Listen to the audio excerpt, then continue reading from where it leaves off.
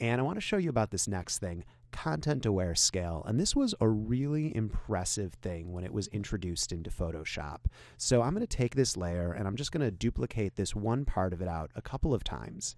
Now, if I were to transform this, just hit Command T to transform, we all know that, and do it like this, it looks like this. Everything's kind of stretched. Now, if we take this same thing, and instead of hitting Command T, we go into Edit, Content Aware Scale, same thing, and actually I'm curious, same thing, only this time, when I scale it up, look at the difference between the Transform tool and the Content Aware scale. So this is a Content Aware scale, and this is Transform tool. Basically, it tries to find where are the figures and make it so they're staying roughly the same size.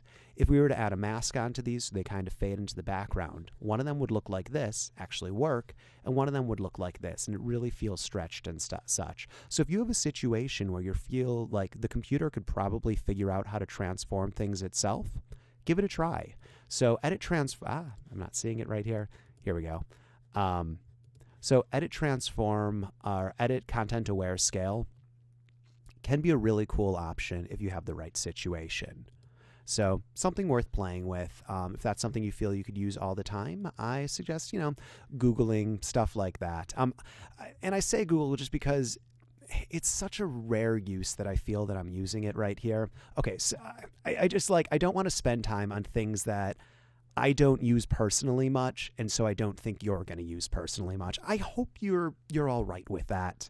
If someone really wants to learn more about it from me, just ask. I'm happy to give. Let's keep going, guys. Hey, so this is part of a larger class, and if you're interested in really going much deeper into Photoshop, or if you just want to donate a bit of money my way to allow me to make more videos like this, please click on the link below and donate what you can. Also subscribe, and thanks for watching.